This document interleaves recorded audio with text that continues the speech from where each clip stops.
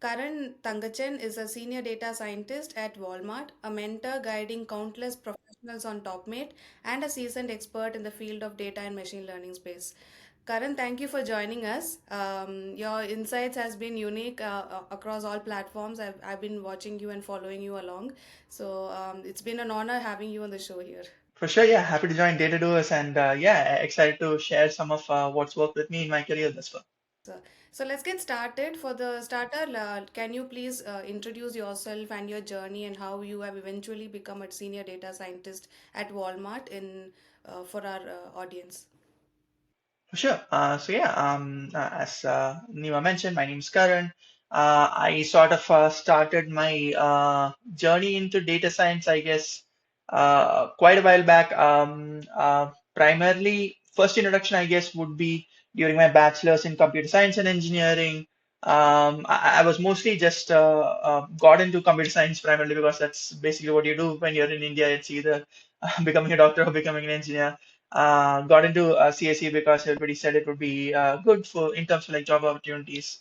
And started out like basic coding, found it interesting, got really interested with web development, and mostly like second year did a lot of like front end and back end development.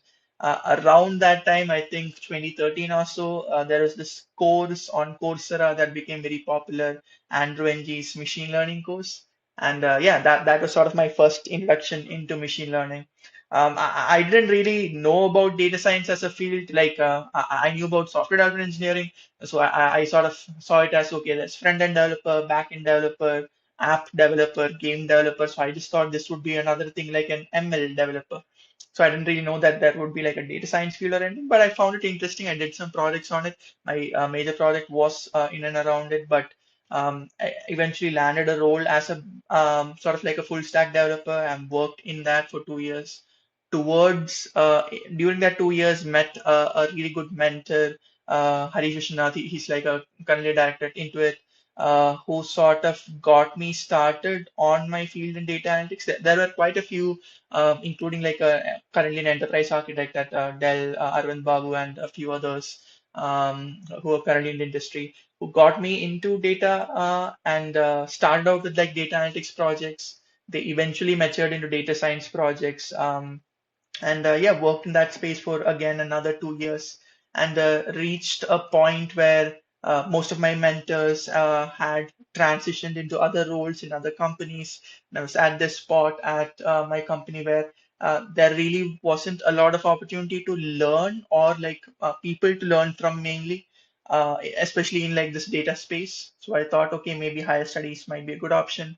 And yeah, started doing a bit of research and eventually found out about colleges in US, including sort of my dream college, which is CMU, and went through the whole whole process of getting, I mean, clearing GRE, getting a good score, drafting your SOPs, and finally making it here. And yeah, master's in data science was pretty hectic, but a very rigorous process, prepped me fairly well. Um, 2019 was when I came to US, so 2019 was a pretty good semester, I would say. 2020, obviously, COVID hit, everything became remote, presented its own unique challenges. Like we sort of like the some of the internships that we had landed in 2019, they got rescinded because companies basically said COVID is sort of like unique. They need to reassess their hiring and everything. So faced that interesting market, was able to kind of get very lucky and land a role at Amazon and worked there for a few years. Had like a couple of amazing mentors there who sort of helped me upskill, primarily focus a lot on initially like the technical aspect, get really into the weeds of understanding and handling data more than I would say the modeling aspect, and that sort of paid a lot of dividend down the line because I realized you can have a lot more business impact by collecting, refining data than just experimenting with models. So paid a lot of dividends, was able to level up a few times and eventually land this senior data science role at Walmart, where primarily work on helping improve. the selection of items on Walmart and the availability of those items on Walmart. So yeah, it's been an interesting journey so far. It's quite interesting to hear your journey, Karan. So, um, now that you have worked in a couple of organizations and you have had an interesting challenge as well, so can you share a challenge that you have faced in your career and how have you overcome it? It can be a journey as well. For sure. One of the key challenges, I guess, is always when you're within a role for a particular amount of time, you reach that point where the learning sort of plateaus out, I guess. I definitely experienced that at my initial role, especially because of a lot of personal changes. It was hard to find good mentors who knew a lot about machine learning. So that was a point where I had to like really introspect that, okay, I have, I'm doing good, I'm doing fairly good work. I'm valuable to the company. I'm in a comfortable position. Like salary wise, work wise, and everything. So do I stay here and sort of increase the domain knowledge about the business and about the company and sort of become further entrenched within the company and become a more valuable asset to the company? Or do I sort of explore and try and maybe look outside and understand this um, more than the business domain, the technical domain of machine learning and data science more. That was sort of an interesting challenge. And yeah, in 2017, 2018, spent a lot of time thinking about it and finally realized that for me, specifically, I might regret if I don't dive deeper on the technical side, which is what led me to pursue my master's. And yeah, it's sort of something that I guess keeps coming up every 2 years or so when you start sort of providing value at the company and building products that have like impact. But now you sort of shift a bit more into maintaining those products, maturing those products, and you start to feel like, oh, am I still learning? Am I still keeping up to date with the market? These days, I sort of have my community on LinkedIn and a lot of those uh, content creator friends and research groups, which help me make sure that I'm learning a lot on the side. So yeah, each time sort of figuring out that balance of focusing on maturing what you're building at the same time learning something new. That's sort of a interesting balance that keeps coming up. Great, great. So now that you already shared about your community on LinkedIn and how you are also connecting with other creators, my next question was similar to that. You are also a mentor on Topmate, and you're doing a great job on that. That like I've have seen there. So, how did your mentorship role help you shape your perspective on the aspirants, like the career aspirants, data career aspirants? What do you think? Yeah, it definitely helps a lot. Primarily, so for me, like most of the roles that I landed primarily because other people helped me, which is why I started sort of this mentoring on Topmate. So most of the candidates I work with are folks who are trying to land a role in data science or get into data science. So it essentially is sort of like, so I have mentoring sessions almost every weekday. So every day I get to hear what the most common problems folks are facing, like in terms of landing a job in the market or in terms of getting into data science, what topics are the hardest. So every day, sort of hearing from like your end user is informs my content on LinkedIn a lot, informs my webinars, informs how I build my community. So the mentoring on Topmate is basically how I decide how to grow my own sort of like content strategy, and sort of how I can become sort of an influential person in this space. So it sort of feeds very well into everything else that I do. Oh, okay. So that is a great point of view because not many of us think mentorship on that. It's like giving to the community, but you are saying like it's more like giving and getting and sharing Yep, definitely. in both the sides. So it's a nice perspective. So you mentioned in your journey that you have had places in your journey where you had offers been rescinded and stuff like that. And 2023 was really tough. To be precise, I landed in Toronto in 2023, and it was really hard for me to get a job. And I've seen people getting laid off, people offers were getting rescinded and stuff like that. So what was your whole perspective on that, and how do you think what are the key factors that are driving these layoffs, and what can we do about it? 2023, I guess, was kind of unique in the sense that we were coming off the pandemic effects. So definitely, like during the pandemic, especially within like e-commerce, ad space, anything to do with like online services space, a lot of the companies may have overhired because just because of the pandemic, almost everybody came online and started interacting with a lot more content, buying everything online. So I feel like a lot of companies overhired to meet that demand, and it was sort of a rectification of that. In addition, like by 2023.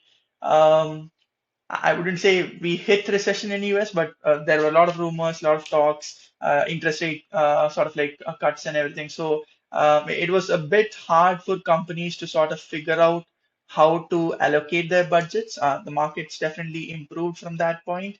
There doesn't seem to be any more cuts coming up. So those two factors, I think, have run its course and shouldn't impact sort of the market going forward. Other things primarily are like the domains that sort of got impacted in terms of recession the most, where domains where, like I mentioned, people shifted online a lot. So e-commerce, ads, content streaming services, all of those domains. Some of those patterns seem to be holding, like people going online. A lot of those people are sticking around. In that way, hiring should continue. All of what happened in 2023, what I'm trying to say is, I feel has run its course, and hopefully we should be seeing an increase in hiring. Um, More of what's going to come is more less to do with what happened in, or maybe not as much to do with what led to the decline in 2023, but more to do with the recent advances in technology and how that is causing the roles to evolve and the requirements from hiring managers to change. So being better prepared for those would also help you address like the 24 or 25 market going forward. Okay, okay. Nice, nice. On that perspective, what shift do you think the our professionals or the people who are job seekers should keep in mind in terms of like 2025? It's just starting. What are the couple of advices would you like to give for job seekers to keep in mind? The market is definitely still very competitive. Like a lot of people I feel who, I mean, because of the overhiring in the pandemic, that's kind of mostly I would say may have been rectified in 24, but it still may sort of show its impacts in 25. It'll definitely take, I think, a few years for it to get back to normal. So the market is definitely still competitive. So nowadays, how can you sort of differentiate yourself in the market? The two main things is definitely going to be the quality of your network. Who is referring you? Are they actually willing to take your resume to the hiring manager and talk you up to them? So that quality of your network is going to matter a lot. So invest in sort of building that network either online on LinkedIn or in-person meetups. Like meetup.com is an excellent site to get into technical groups in and around you. So make it a habit of maybe attending at least one a week or one a month, just so that you have people you can rely on. And another thing that I've been noticing is people who have sort of like expertise in a particular business domain tend to get hired a bit more faster, or they spend less time in the job market. Like if you're trying to crack a role in fintech, knowledge or expertise in that domain, specific knowledge or expertise, not just like startup projects on Kaggle where you're trying to predict fraud, but like specific knowledge in that domain seems to have a lot of value, and those kind of folks tend to spend less time in the job market than folks who don't have like deep business knowledge. So it's sort of a habit that all data science, not just data scientists, like technical people in general have. They just focus on the technical part. They don't try to learn the business side as much. So diving a bit more deeper into that business side, I feel like is gonna help a lot of the folks who are looking to land a job in 2025 land those jobs. So now that we know what job seekers, the other end of the side, so there is another end, right? The hiring managers. So what do you think hiring managers' expectations are in terms of hiring during this season? Do you have any tips for our job seekers or audience to? Um, I guess it's about the same, like the domain knowledge. Or in terms of hiring, it depends a bit on the role at which or the level at which you're being hired into. Entry level, it's basically strong technical foundation. So if you're going for data science roles, like data science again divided into product and applied data science. I speak mostly for applied data scientists. So applied data scientist, strong technical foundation in SQL, coding, statistics, machine learning basics, and like good projects that you have done prior in machine learning. Doesn't need to be like work experience, but good projects where you're building stuff that reach sort of SOTA as in state of the art level. That will stand out a lot. So that strong technical foundation will help, and it'll sort of stand out in sort of like your interviews. If I had to break it down, I would break it down into like three things that applied data scientists need to display in their interviews. One is the ability to analyze data and do feature engineering, and projects where you really not just work on a single data set that you just download from Kaggle, but you go out and collect multiple other data sets, collate them together, and derive insight from more than one data set. Because that's what you're going to be doing in the company. You're not going to be working on one data set. You're going to be going to talking other teams, getting features from them, hypothesizing what data could help, and going and collecting that data. So showcasing that skill on a project will help. The second one is fitting and tuning models and improving models. So not just like running the model.fit function, but understanding the parameters and assumptions of the model, demonstrating that in your interviews, and more importantly, improving the models. Like once you do your first set of predictions, doing the error analysis to figure out where the model fell short, and based on that, improving the model. That is going to help a lot, because most people are not going to be hired into a team which has zero models. Like they'll be hired into a team which has like models that have been in production for a while. So your responsibility is to improve those models. And how do you improve? You do error analysis, you figure out where the model is falling short, and you try and figure out how to improve it. So fitting, tuning, and improving models. And the last one is sort of productionalizing models. To a certain extent, hiring managers do prefer candidates who have a knowledge of one of the cloud platforms, AWS, GCP, Azure, one of them, and some knowledge of like orchestration and deployment, so Airflow, and what basic MLOps and monitoring look like. So these three main skills, I would say, would be what HMs are seeking for. So, in your experience with your, you have been working in different big tech organization, right? So, in your experience, what are the must-have non-tech skills or technical skills? I think you have already elaborated the technical skills that data scientists need in 2025 to thrive.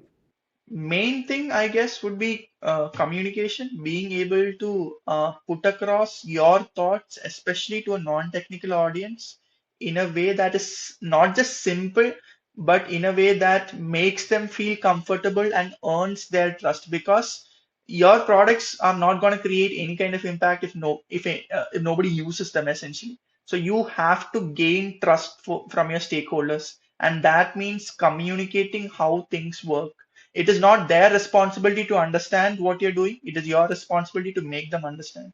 So understanding that, communicating in a manner that keeps them interested, gains their trust, and sort of creating that collaborative environment is very important. And yeah, the other main thing is talking to your stakeholders and figuring out what their pain points are. So showing that you're curious in your interviews, you dive deep into the problem to understand the problem as much as possible, analyze the problem from more than one angle, not just be like, oh, I understand, I think I understand the problem, I'm going to start solutioning. No, dive deep into the problem as much as possible, analyze it from multiple angles, and then start coming up with solutions. So those two things, being curious about the business side, not just the technical side, the business side, and communicating. It is your responsibility to make them understand and gain their trust, not the other way around. So those two things are like the non-technical skills. Okay, okay, makes sense. Yeah, that's quite helpful for us to know. So you might have seen that there are things like in there are only little of opportunities, but we have around 1,000 applicants in a day, right? So what would you do in or what would your advice be in for data professionals to stand out in such a competitive job market? So in terms of like getting more callbacks, the three things that I always tell my resume, I mean, always tell my mentees is gonna be networking, resumes, and projects. So start with projects first. Make sure you have a good portfolio of projects that demonstrate the skills that I mentioned, like feature engineering, data analysis, fitting, tuning, and improving models. And the last one is productionizing models. So those three, make sure you have projects that resonate with those skill sets, that demonstrate those skill sets. Write them very crisply in your resume. Your resume, I don't really care about how many pages it is, but each bullet should address three questions. What was the problem you're solving? What is the technical solution that you built to solve it? And what is the impact? So you need quantitative metrics, either model metrics, or if you're working on a like a business facing projects, the impact it had on business. As a data scientist, your responsibility is to improve business. So you need to show that with your metrics. Candidates who show that are more likely to get hired. I understand that a lot of data scientists, they don't know the kind of impact that they created, like they don't have that kind of visibility. Conservative estimates do work, but you need to know what kind of impact you created. That is the end goal of your job. So have projects, create a good resume, and after that, start networking. You can obviously run all three like side by side, but all three of these are required in this day and age to land a job. If you fail on any one, your chances of landing a job does decrease significantly. Okay, okay. That gives us an idea of what we need to concentrate, Karan.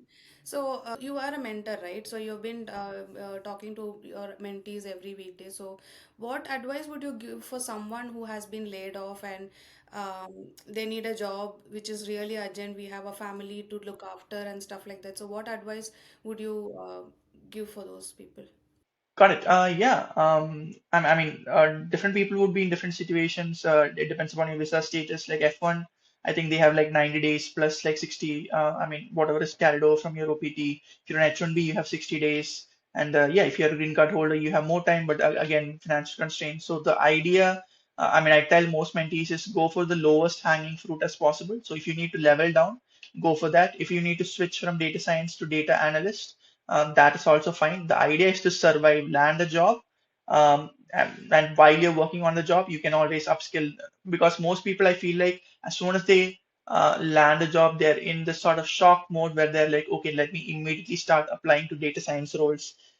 The mark based on what kind of projects you have, what kind of work experience you have, you need to figure out if going for the same role that you were at is actually I mean definitely you deserve the role because you are functioning at that role, but within the time frame you have, can you actually land that the role that you deserve, or is it okay to level down and go for a lower hanging fruit? So I asked them to sort of ask these questions to themselves and then come back with an answer. If they're willing to aim for a lower hanging fruit, we sort of draft a plan from there. Like if it's data analyst or if it's a less senior role, whatever works, we try and craft a plan from there. Okay, okay. That sounds the reasonable thing to do at first. Yeah. So, you have been sharing a lot of advices and stuff. So I'm sure you are learning constantly. So what do you do to stay updated with latest trends and techniques in data science or content creation or even job search and stuff like that? For me, I follow a lot of other awesome content creators like in the Gen AI space. Aishwarya Naresh is a really good content creator. Ali K. Miller generally in AI. Mary on AI engineering. There are a few like Sai, Don in data analyst, product data science space. So yeah, mostly my updates come from like really good content creators that I follow on LinkedIn.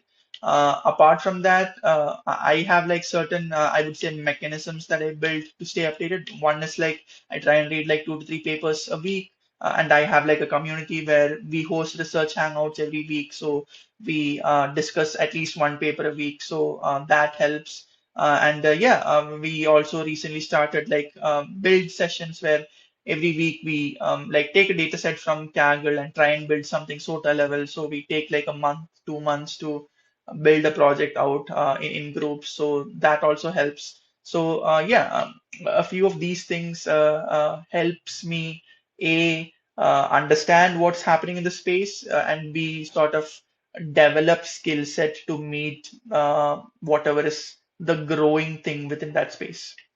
Okay, that's quite a lot of work and learning, I must say. So, how do you stay out of burnout? Don't you get burnt out?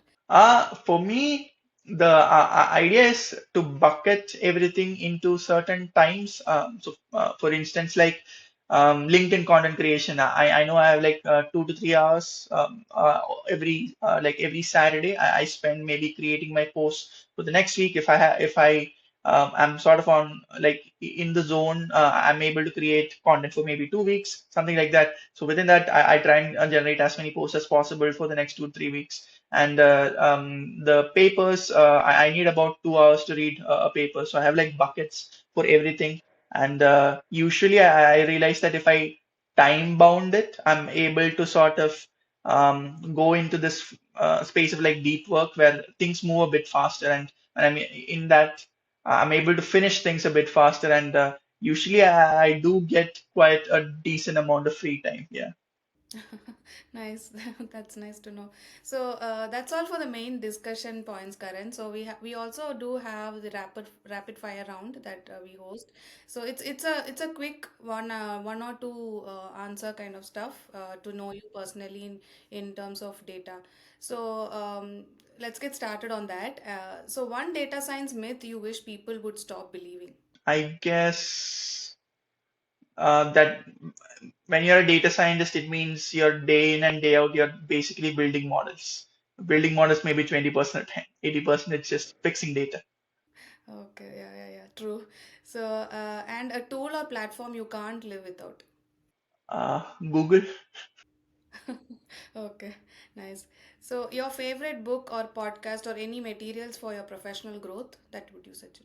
Right now, this person who's sort of viral, Lenny's podcast has been pretty good to understand like product and growth in general.